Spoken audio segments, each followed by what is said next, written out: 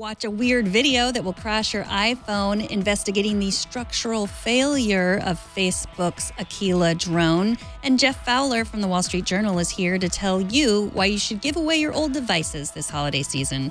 All that and a whole lot more coming up on Tech News Today. This is Twit. Bandwidth for Tech News Today is provided by CashFly at CACHEFLY.com.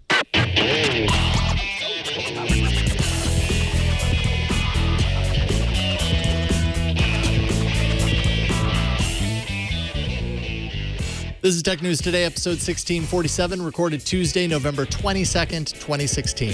This episode of Tech News Today is brought to you by Grasshopper. Stay connected and run your business from your mobile phone with Grasshopper. To save $50 on your order, visit trygrasshopper.com/twit. And by Harry's, for guys who want a great shave experience for a fraction of what you're paying now.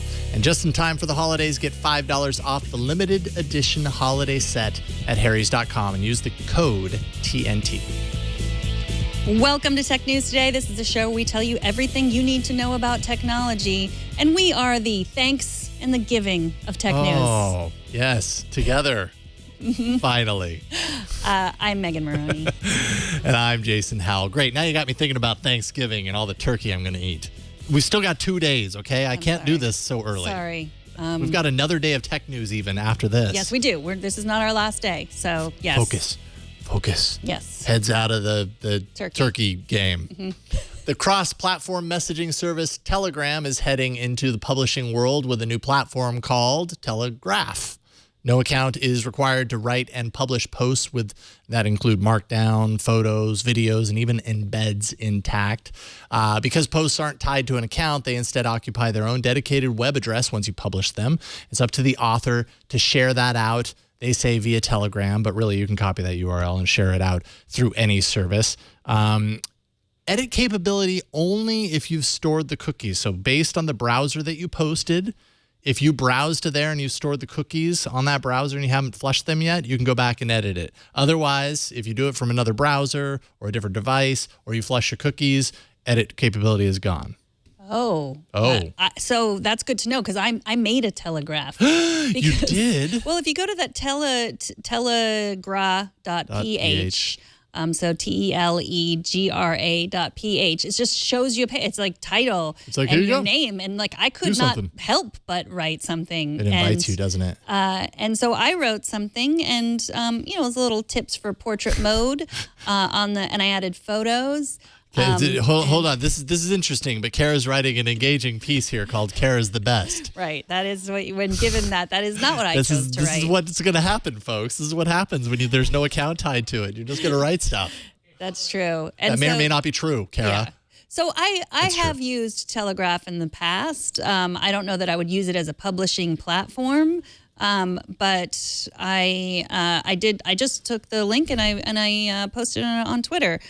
So you can see that now. You can go to at Megan Maroney and see my Telegraph that I posted. Is there any interaction or engagement? I guess there probably isn't. They would have mentioned that. I didn't read anything. Comments. So it's literally just here's a way to publish a page quickly with your thoughts, and that's pretty much it. But it's formatted like a blog post or like a Medium post or something. It's just not tied to an account. That looks pretty good. I think it looks pretty good too. Like it was super easy. I mean, I brought back all the times that I had to learn HTML and I was struggling with different CMSs and I was just like, oh, this is so wonderful. I'll just free with my thoughts and photos. But yeah, I mean, I don't know that I would use Telegram as a Facebook or as a publishing tool, a Medium. Like the thing about Medium, it looks like Medium. The thing about Medium is it's tied to Twitter. It's really easy to share. But I've always thought that the kind of dangerous thing about Medium, just like the dangerous thing about what fake news looks like on Facebook, everything looks exactly the same. Right. Like you have this that was beautifully formatted, but I mean, if you read it, it could have been garbage. It could have been lies. No one, it could have been Kara's the Best, which isn't garbage or a lie. Right. That's just the truth. We all know that. Yeah. There's one more link in there, Kara, if you want to go there, because I found this. I'm pretty certain that Steve Jobs actually wrote this because it says, see how easy this was? And the author is Steve Jobs. Now, I know some of you might believe Steve Jobs actually wrote this, but he didn't. And that is potentially the issue here. Did you write that? Yeah, I wrote that. What stops anyone from writing a message pretending to be somebody else and just putting it up there? And how do you trust what you see? Well, you could always do that. I mean, you could get a Squarespace. You could do that on Medium. You can open up a Twitter account with someone's name on it. Yeah. Whatever. Yeah. So I guess the moral of the story is even if a page is beautifully formatted, it doesn't mean it's not garbage. The moral of the story is don't trust everything you read on the internet. And we realize that time and time again, this tool is no different. Well, if you remember last year's iOS SMS bug, it's back, sort of. Now, last year when someone sent you a certain string of characters via SMS, it would automatically crash and then restart your iPhone. Now the same thing is happening, but with a video. According to the YouTuber EverythingApplePro, a certain MP4 video, when played in Safari, will slow down your iPhone, your iPad, or your iPod Touch, and then it will cause it to crash. It's just a short 3-second video with music. No Mr. Robot masks or anything on this video. It just looks normal. This is the video of him showing what the crash looks like, but you have to go a little bit forward to see what the video, he crashes his phone with it. Many times, and then reboots, and then many other devices to show exactly how it's done and all that kind of stuff. It's really too bad that the video that this is tied to isn't Rick Astley. I'm kind of bummed about that. But what I find really interesting about this is, okay, so you load up the file on your phone, you play it, it's like 3 seconds, it's got this catchy little tune, whatever. And then when it's done, it really doesn't seem like anything has happened. You go out to your home screen, you navigate around, everything's fine. It's like a delayed response, though. 20 or 30 seconds later, things start to slow down and creep to a crawl, and you're like, well, wait a minute, what happened? At that point, like, watching that video was so 30 seconds ago, like it's in the past. Right. It's that delayed reaction that's just so bizarre about this. And then ultimately you have to hard restart at some point just to fix it. Right. But then a hard restart does fix it. It's not a permanent. I want to know what's going on. I want to know how this is happening. And if it was somebody's, if somebody meant to create this to take care, to manipulate the phone, and if so, how did they do it? And I couldn't really figure that out. They should have had Mr. Robot masks if they meant to do it, I think. But it's any builds of iOS. So there's the video that's the video. It says honey and it does a little music and whatever. So yeah. But the hard reset, don't send it to your friends. That's not nice. I know. He's like, it's really funny. It's a funny prank. No. Well, I guess if you're there telling them just reboot it, then great. Whatever. I'm sure Apple will roll out a fix at some point to patch it up. Last month, Twitter, Facebook, and Instagram reacted to an American Civil Liberties Union report that showed police were using their data streams to follow protests thanks to the services of the social monitoring platform called GeoFuya. It turns out that had a dramatic effect on the direction of GeoFuya. The CEO of the company, Phil Harris, said the service, quote, wasn't created to impact civil liberties. And then the company has begun scaling back its business. As a result, that includes letting go of a little more than half of its 60-person staff. And basically they say, they got $17 million in funding last February, brings the total amount of funding to $24 million. They've seen strong sales, strong growth.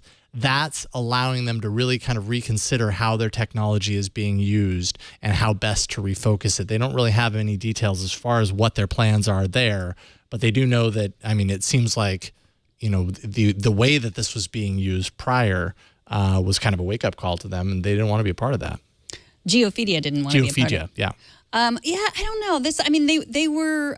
They were compiling data that was publicly available, but compiling it in a way that was used to for surveillance.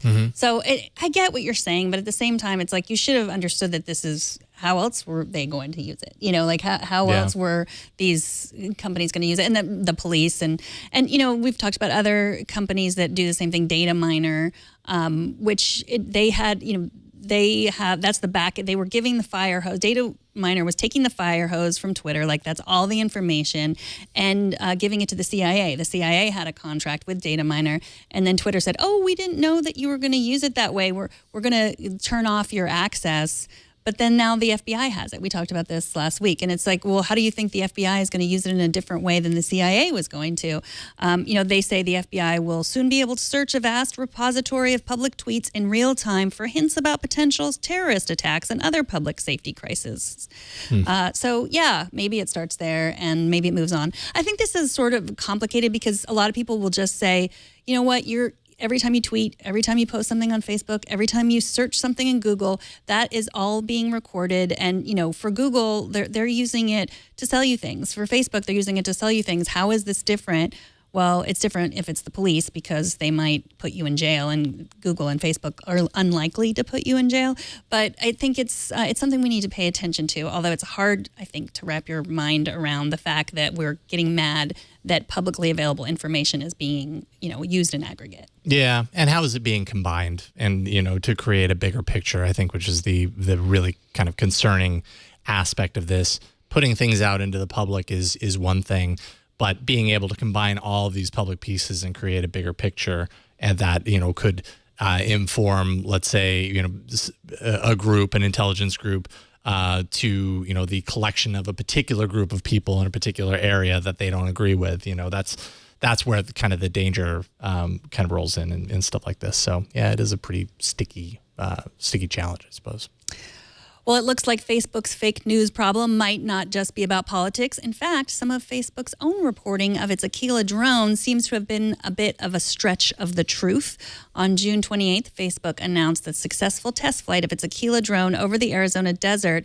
Now, Bloomberg says the National Transportation Safety Board is investigating the crash of that drone on the same successful test flight. So NHTSA says they're under investigation for a structural failure.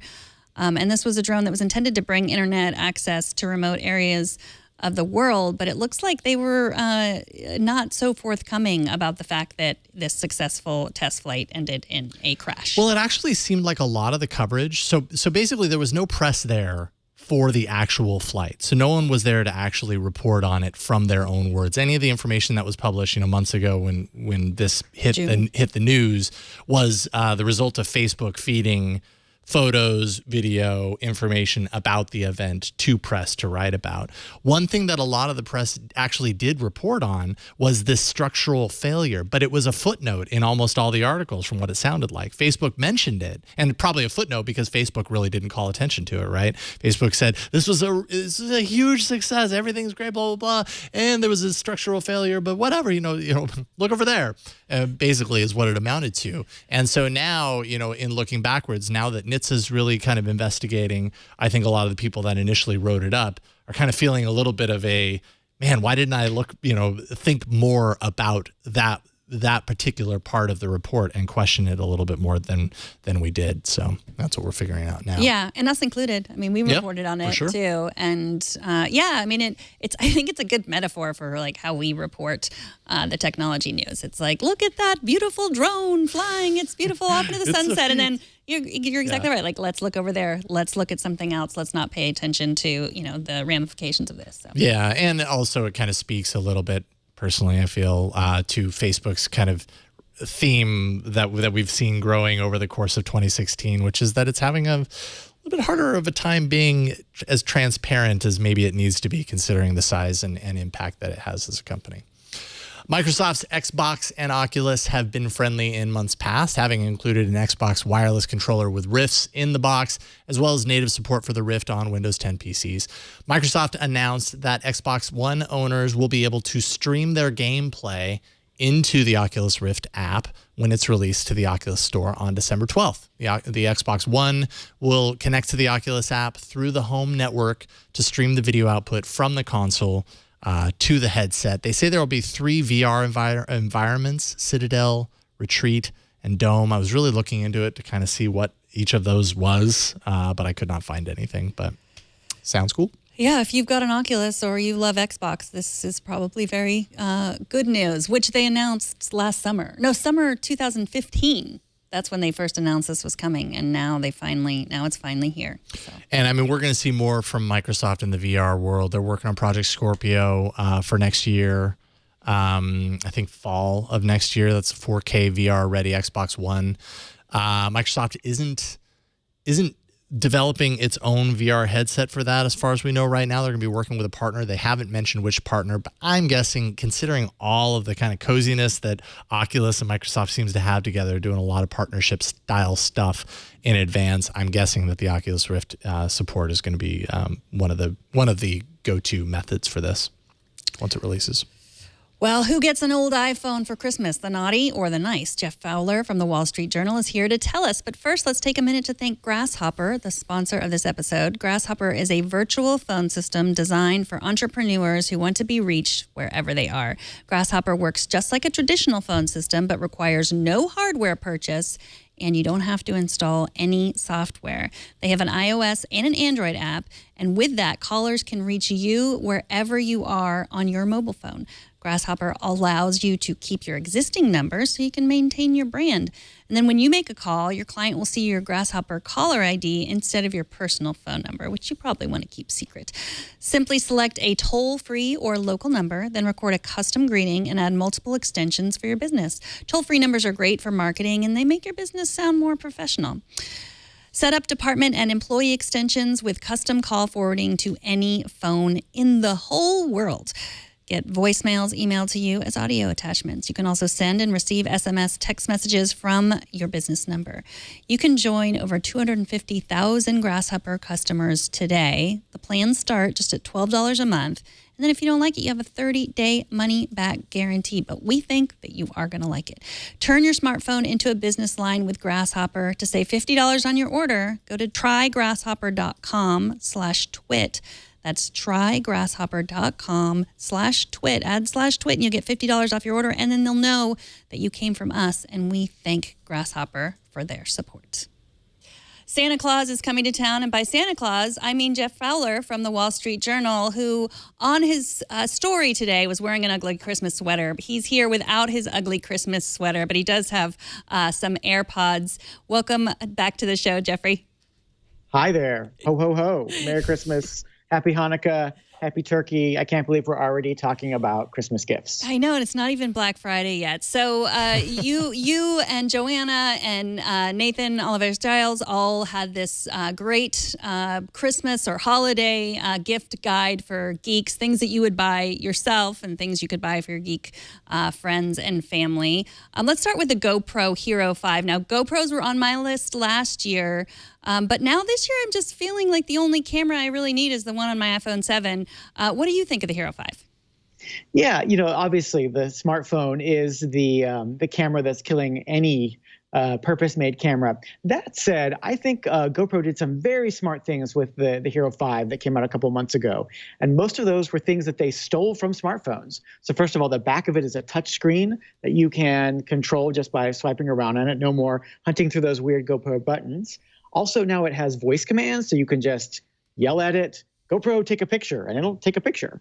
And last but not least, they've actually integrated now a cloud storage service. I don't know about you, but for many years, I've taken lots of cool GoPro footage and lost it because I never took it off those micro SD cards. Now, when you come home, you plug it in and it'll automatically upload to the cloud via Wi-Fi, which is, I think, a pretty significant upgrade. But you still have to plug it in. It doesn't automatically. Well, it would run out of power if you didn't plug it in. So yeah, until we get that totally wireless power thing sorted too, that's the one thing you're going to have to do. And how much does the Hero 5 cost? I believe it is $400 now. So they've kind of come down to earth a little bit more on pricing. Folks who want to spend a little bit less should consider maybe the Hero 5 Session, which is that smaller cube-sized one, which has many of the same features, just doesn't have that touchscreen on the back. So I'm looking over the list, and I noticed that you've got one of your articles calls out the Samsung Gear 360, which I have the 360. I've really enjoyed it as a 360-degree camera. I have to remind myself to use it. That's the problem, because it's not attached to my phone. But you also call out the Nikon Key Mission 360. I haven't really heard a whole lot about that. Can you tell me a little bit about that? Yeah, so back in the spring, we had a whole sort of flurry of 360 cameras that came to market. I think it was 7 of them with me to Yosemite, and hiked around with them attached to my head and various other parts of my body. At that time, the Samsung camera had just come out, but Nikon was teasing that they were going to come out with one as well that was going to be completely waterproof and shockproof. You could take it scuba diving. That Nikon one has finally come out. I got to say, it is the only one of these consumer price point 360 cameras that I think matches the Samsung in image quality. It's actually maybe even just a little bit better. It's 4K. It takes really great photos. The difference between them is A, the price. The Nikon one is more expensive, a couple $100 more expensive, and B, it works with other kinds of phones. So that Samsung 360 that you've got only will work with a Samsung phone, and that's pretty much it. You could also offload stuff into a PC, but really you need a Samsung phone to use it. The Nikon one actually they'll work with an iPhone or a Google Pixel, you name it. And that kind of expands this world of 360 photography to a lot of other folks. So that's the reason why folks might want to consider the Nikon at this point. So I guess the drone to get this year is the DJI Mavic. Who do you recommend that for? If you've been kind of on the fence about this drone thing, and I think a lot of people rightly have been, this might be the drone for you. And the difference is that in this year, the technology in drones is just moving so fast.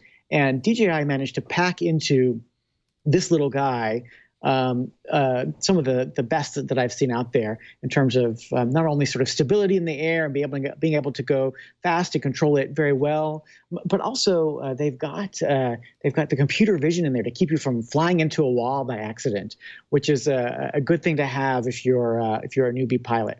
And the other reason to consider this one is it's so much smaller and less terrifying looking to fly around than most of the other drones out there.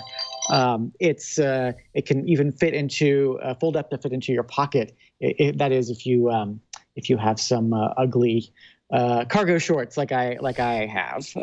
Also works in a backpack and other devices, but other carry-on satchels. But it was a lot of fun to fly, and it was the first one that I really think that I might get for myself.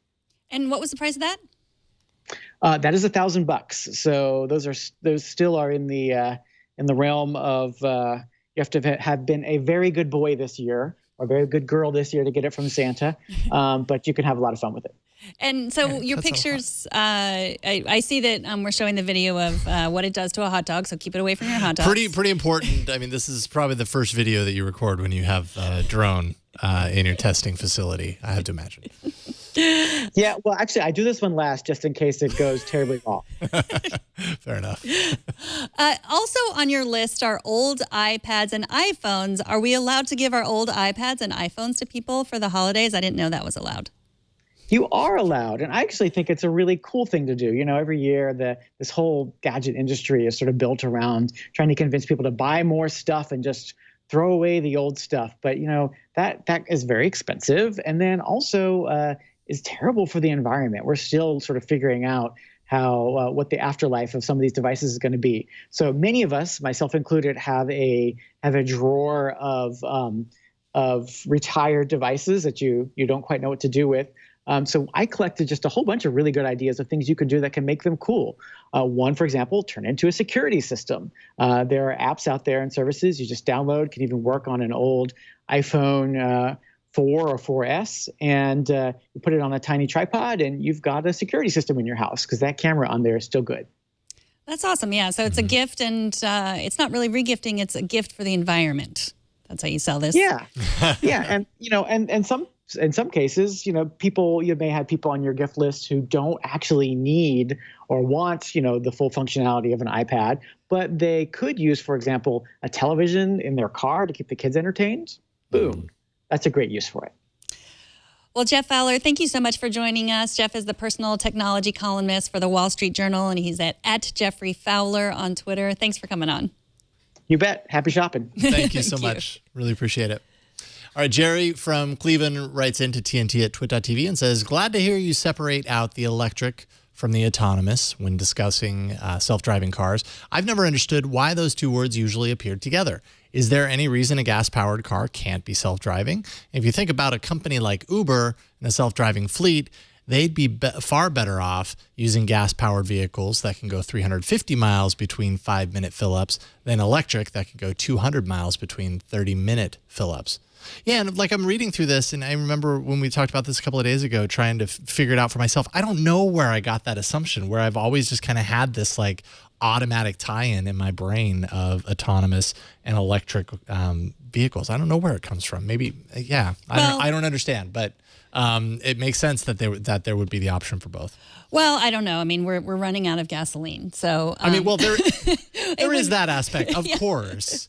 But why would anyone just automatically assume that autonomous equals electric? Right. It's wrong to assume. But I would hope that, that we're moving towards electric cars, that we're moving, the range of electric cars is growing. Yeah. I really would hope that we are moving that direction. And when you talk about autonomous cars and you talk about like really like a fleet of Ubers, we are looking pretty far in the future. And electric cars are advancing so quickly that I would hope that they are mostly electric. But like I said before, some electricity is not, there's not clean either. And so there is, but that's up to the other people that get paid more than me to figure out. Yeah, maybe it's just the assumption that in the future, things will have developed to a certain point. And if we are progressing towards a future of self-driving cars, then we would also assume that the other, progression in vehicles, which is away from gasoline as a fuel and towards electrical as a fuel would be implied. Also, who would pump the gas in an autonomous That's true. car? Well, you've seen the Tesla thing, right? Like, and that was, mind you, the automatic fueling or electric fuel. I can't remember what they called it, but they show the video where the thing literally lifts itself up and finds the connection on the Tesla vehicle. I could see that with gasoline also. Mm-hmm. True. Unless it goes horribly wrong and then gasoline goes everywhere. Yeah. That would be really scary. Right. Don't be standing there when that happens. Doom continues to be the thing that proves everything can, run Doom. But first, let's take a minute to thank Harry's. They are the sponsor of this episode. Holiday shopping can be stressful, and finding a thoughtful gift that's also useful and practical can sometimes feel impossible. But look no further. Harry's is the perfect gift. If you haven't heard of them before, Harry's was started by two best friends, Jeff and Andy, who were fed up with being overcharged for razors. So they did what anyone would do when they're fed up with that. They started their own razor company to give people what they deserve, a great shave at a fair price. And this holiday, Harry's is offering a limited edition shaving set. Midnight blue chrome razor handle, which you can get engraved with initials. 3 of Harry's German-engineered 5-blade cartridges that provide a close, comfortable shave. Foaming shave gel that smells awesome. You're going to love that. Beautifully designed gift box. So when you unwrap it from under the tree, it pops right then and there. Goes for $30 on harrys.com. But as a special offer for fans of this show, we partnered with Harry's to give you $5 off your order when you visit harrys.com. Make sure and enter the code TNT at checkout. These gifts are awesome. I gave one to my dad a couple of years ago, and he was just such a big fan. He's been using them ever since. I fueled him with some backup razors, and he's even kind of hooked up through the Harry's site to get regular deliveries of razors. So he's loving it. And it's a practical gift, right? All guys got to shave at some point. So there you go. High quality products at a super reasonable price. They also offer handles and sets starting at just $10 if you haven't tried Harry's for yourself. So go to harrys.com right now to get $5 off a limited edition holiday shave set while supplies last. And don't forget to enter the code TNT at checkout. Free shipping ends on December 9th, so you're going to want to act now to get that. That's harrys.com. Use the code TNT, and we thank Harry's for their support of Tech News Today. TNT's fan of the day is Brian Lewis on Google+, who sent us this picture saying, I watch while getting ready in the morning, which includes the shower. The picture is G-rated. I promise. There we go. Yeah, so I don't know. The phone is mounted that is on the wall dangerous. of the shower. I have one of those things that clips on with, not clips on my cell phone, but clips on like other stuff, and they come off. Those suction things come off. Yeah, that's that dangerous. suction cup, I never would trust a suction cup with a phone, especially when you're standing in a shower. Yeah, it could be a waterproof phone. I mean, I think you could probably shower with your iPhone 7 and it would be fine, but please don't. But please do. But if you do, make sure you're watching TNT when you do and take a picture of it. If you do that, please show us how you watch or listen to TNT. Record a video or take a picture of yourself or your setup, post it on Instagram, Google+, Twitter, Facebook. Use the hashtag #HowIWatchTNT. Otherwise, we won't be able to find it. I'm a big podcast listener in the shower, but I just have a really loud speaker. That's the problem. That's the challenge for me is that I don't have any sort of speaker system in the shower or anything. So if it's going to be anything, it's going to be my phone. One thing I can say about the Google Pixel phone is the built-in speaker is not nearly as loud as I need for it to be, especially in that situation, but even in other situations. So it depends on your phone whether that can rise above the white noise of the shower, essentially. And I listen using. I could get a Google Home for in there. You could. Well, I use my Amazon Echo.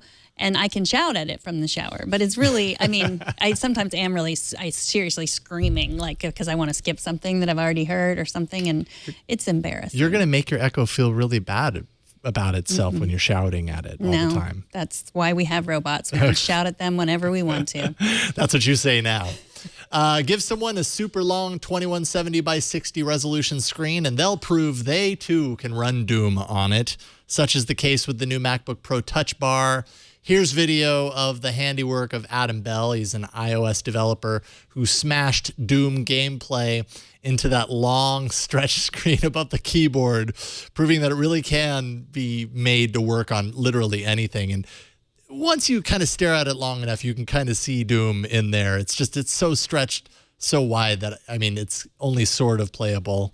But it's there in a separate hack. Yeah, you got all the noises too. So that really helps bring it back to 20 years ago.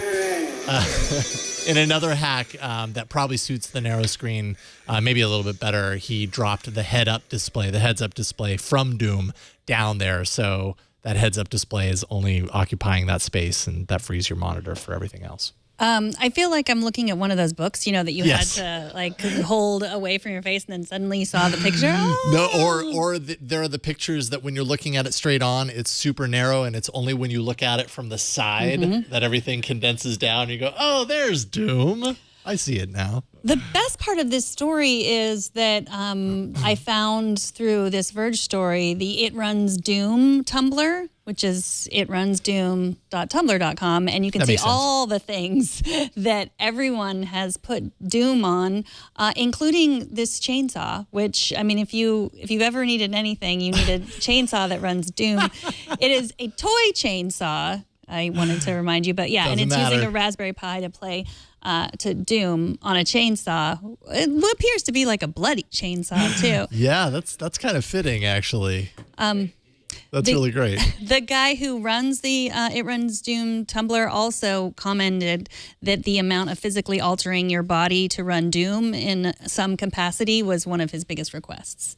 So, like running Doom on your heart, for example, or on a like prosthetic leg or an something. embedded screen. Yeah. Maybe at some point we'll have the ability to turn our skin into light emitting cells that we can actually have screens embedded into our skin. Right. And then at that point, I think you will absolutely see someone run Doom on a person. Yeah. And so it's going to happen. That's what I want for the How I Watch TNT. Because, forget the shower. We want you to watch it through the thing that you've embedded into your arm or in a chainsaw. Yeah, that's what I was going to say. Even if you just get a photo of you watching TNT through your chainsaw, I'd be pretty impressed by that. Me too.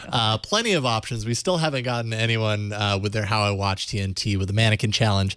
We'll wait, and we'll keep mentioning it until we get one. TNT records live every Monday through Friday at 4 p.m. Pacific, 7 p.m. Eastern, 11 p.m. UTC at twit.tv/live. You can be part of the show by emailing us. That's TNT@twit.tv. Make sure and send your mannequin challenges there. Leave us a short voicemail at 260-TNT-SHOW. You can find us on Twitter. We're at Tech News Today TV. So our holiday shows for Tech News Today are going to be focused on the biggest topics of the year. But some of our lazier producers, for example, me and you, who produce other shows, we're working on our best of. So we need you to submit your favorite moment of 2016. Go to twit.tv/best of. Fill out the short form with the show, the show name, the episode number, and the time code. If you have it. if you have it, just give us whatever you have. If you can just remember a little bit. So for iOS today and all about Android. And do you do an Android App Arena best of too? I pull out I think what I did last year is I pull out the 5 my favorite apps of the year and kind of compile those. So it's less than that, but although I would love to hear, what apps you thought were the best ones. Right. But for us, like every show is the best show for TNT. I know, they're all good. Like if we were to do a best of this show, it would pretty much be every single one of our shows back to back, start to finish. Right. And if you're tired of me bragging about our show, you can tweet at me at Megan Maroney. Sure, tweet at me too. I want to hear it. At Jason Hell. Thanks to our technical director, Kara. Thanks to Bert for setting things up. Also, thanks to Jammer B for taking pictures of us right now. And thanks to Kevin for editing and making us look good. And most importantly, thanks to you for talking tech with us today. We'll see y'all tomorrow. Bye, everybody.